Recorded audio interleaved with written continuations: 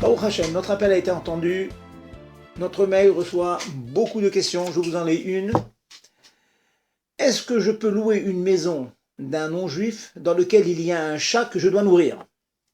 Le propriétaire fournit la nourriture pour chat, mais sur le contrat de location, il est précisé que le locataire doit nourrir le chat.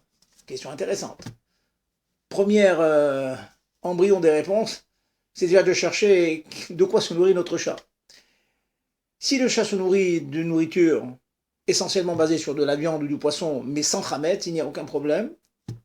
Par contre, si, comme c'est souvent le cas, la base de la nourriture d'un animal est faite de chametz, alors là, il y a une interdiction formelle de garder ce chametz et d'en nourrir les animaux.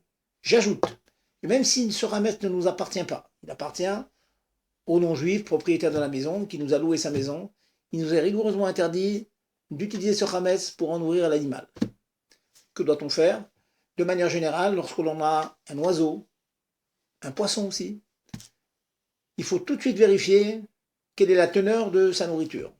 Pour les poissons, les années passées, on trouve très souvent de la nourriture à base de poissons précisément, et non pas à base de chametz. Dans ce cas, il est parfaitement permis de nourrir notre cher poisson et notre cher oiseau.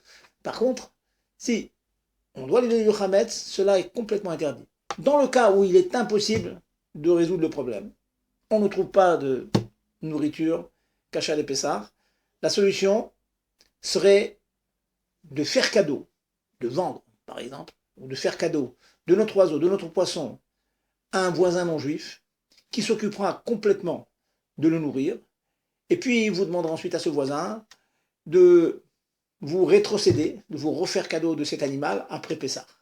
Sinon, faites bien attention, on ne peut pas nourrir un animal à base de chametz. C'est un grand problème qui se posait de génération en génération, comment nourrir les animaux, les vaches, précisément, qui souvent étaient nourris avec de la nourriture chametz. Et bien, souvent, la solution était de faire un acte d'acquisition, de faire acquérir ces animaux à un non-juif qui s'en occupait pendant Pessah, moyennant finance bien sûr, et que ensuite on réachetait en fin de Pessah à l'image de ce que l'on fait dans la vente du chametz que nous possédons chez nous et que l'on aura l'occasion d'expliciter et d'expliquer plus longuement plus tard.